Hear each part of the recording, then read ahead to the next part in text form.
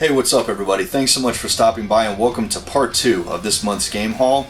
I'm really giddy about this one right now, man. I'm really trying to suppress my smile. This is something I've been after for the longest time, and I was able to get this for an absolutely unbelievable price, especially considering A, how hard these things are to find right now, and B, the price just keeps escalating. Ladies and gentlemen, my holy grail console, the Turbo Duo, aka the TurboGrafx 16 2.0. I got this for $80 when the system alone is north of $300 any day, all day. Believe me, I know, I've looked. And I was able to get it for 80 bucks shipped.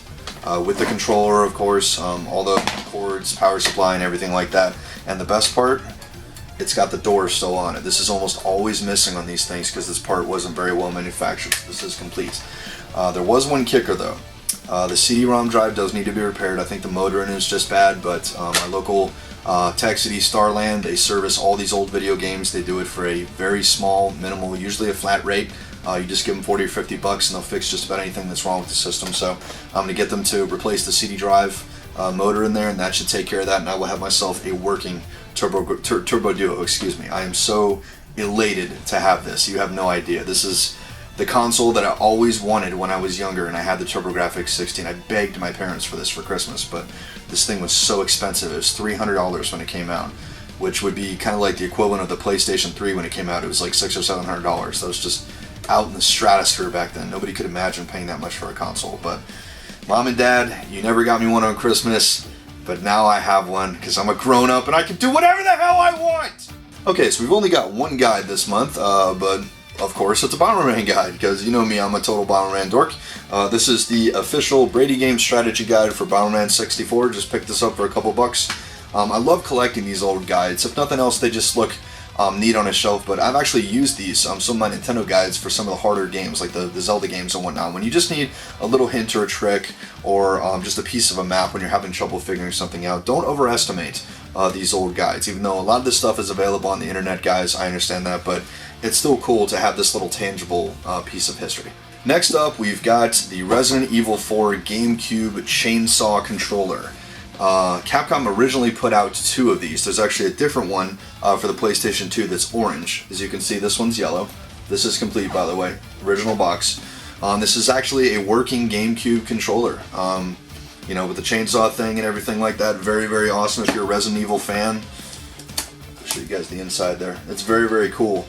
Not really the most ergonomic design when it comes to holding a controller, but regardless, I'm a huge Resident Evil fan, man. I love survival horror games, and this is absolutely one of the coolest little trinkets to go along with the game that I've ever seen. I mean, dude, it's a chainsaw controller. I mean, what's cooler than that, right? Next up, we have a Nintendo Action Set. Unfortunately, this is not a complete in-box console. That's okay. It's a very, very good condition box, actually. Not a lot of shelfware on this one. It's actually in pretty damn good shape considering its age. So really all I need to do, it does have the styrofoam in it, by the way. All that part is complete. I just need to get a set of manuals for it and a spare Nintendo system. I got plenty of guns and controllers and games lying around, so I can make this a complete in-box system without issue. So some of you may remember a video I did recently called, it was a live rant I did on Google Hangout called Why eBay Pisses Me Off. And the subject of that rant was a particular eBay auction where it was for a TurboGrafx 16 box with the styrofoam, the original system box, which I'd been after for pretty much since I started collecting video games. And the seller had put some type of ridiculous price on it. He wanted like $200 for it or something, just for the box. And I pointed out to him that, you know, the box, styrofoam, and the system I could get for 130, 140 bucks. You know, why would I give you $200 just for the box? That's stupid. And when called to the carpet on that, he didn't like it. And first of all, I just wanted to give all of you guys out there, all of you cool motherfuckers, you guys like spamming this guy, you know, with offers and things like that, and sending lowball offers just to prove a point. I never imagined that me like just bitching at a camera would result in that. But guys, seriously, thank you. That gave me a really big laugh. And B, the guy came way down in his price. I think within about 60 minutes of me putting that video up, the price came down to $100, and eventually it sold for way under that. So I think that idiot got the message that his prices were really overinflated. But as fate may have it, when I was at East Starland's Gamer Exchange event, Most recently, they do an auction at every Gamers Exchange where they auction off some of the cooler items like complete in box systems. That Nintendo Action set you just got there, that box, I got that from them for $30. It's a live bidding auction, you know, where you throw out your hand and stuff, and it's really cool. You know, it's just like kind of a live in-person version of eBay. And one of the things they had actually was a TurboGrafx 16 box. And I saw that in advance, and I'm just thinking, there's no way I'm leaving without that thing. Like, I'm getting that goddamn box. And I was hoping that I would do it without having to spend a pretty penny. So it was basically me and one other bidder bidding. I think it got up to, it started at like 10, and we were going back and forth. It would go up $5 every time, and it got up to 30. And it just got to the point where I just got impatient. I just yelled out 50 to put him away. And that was the final final bid rather. And if you remember right, that's the exact bid that I put in on that guy on the eBay auction, and I got it. So sorry, I just gotta love it a little bit because I wanted this so bad. Oh, it feels so good. You know what feels so good? Success. It just reeks of success. I absolutely love it. So thank you, eStarland, for this really awesome box. This is really just a fantastic addition to my collection. I'm so happy to have this. So also at this was actually a different eStarland event. I got this really cool Sega Saturn box, complete with the styrofoam and everything in it. It wasn't a complete console. I do have a Sega Saturn, as you guys know, but now I've got a matching box for it. And I must say, this is definitely one of the better and cleaner boxes that I own. I mean, even the corners on this thing, just nothing. It almost looks like it's never been used and never put on a store shelf.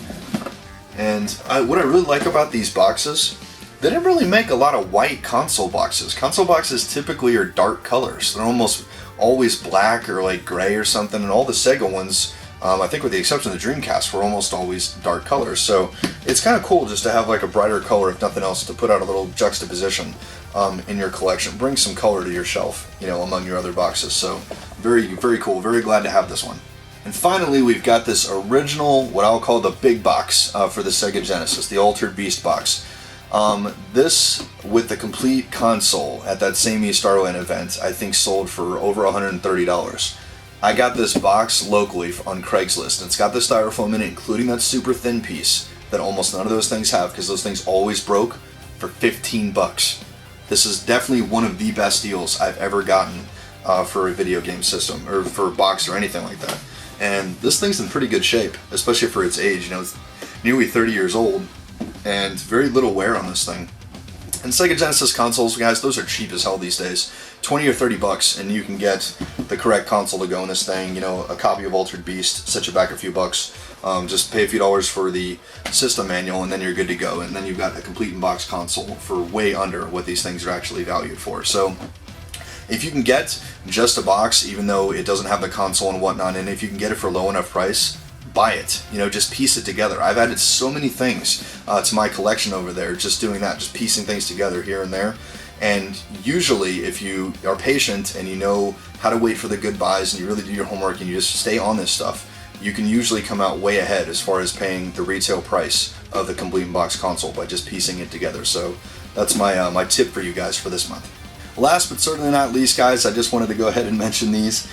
These are my two little pillows from ThinkGeek. I had showed these actually on the Dirtflix event, as I'd gotten a question about them. But obviously they're not real games, you know, Unicorn's Revenge and Lava Jump, but they're made three-dimensionally to look like Nintendo games, right? You know, all you need is like a big foamy, pilly console that you can stick in there and push the game down. But you can get these at thinkgeek.com. These went on sale. I'd seen these for months, and I'd always thought, you know, if there's any two pillows for a couch that were made for the Retro Game Lounge, these are definitely it. And they finally went on sale to like 50% off. I was like, shit, I gotta buy them. Like, I've just absolutely gotta have these. So very cool to have these on the retro couch here in the lounge. Chuck thought that these were hilarious. So very awesome. You know, just a really cool piece of retro gear. So that about wraps up this month's edition of Retro Game Haul. I want to thank everyone so much for stopping by. Big thanks to eStarland on this one, man. They've got such a cool thing going with the Gamers Exchange event with the live auction. I love attending those things, man. It's such a rush to get to go there and you actually get to see the person that you're bidding against, man. It's so much more fun than it is eBay, and I've gotten some really great deals from them at those particular events. So I'm definitely looking forward to going to the one this month. Well, thanks again to everyone so much for stopping by. To all my fellow gamers, retro or not, game on.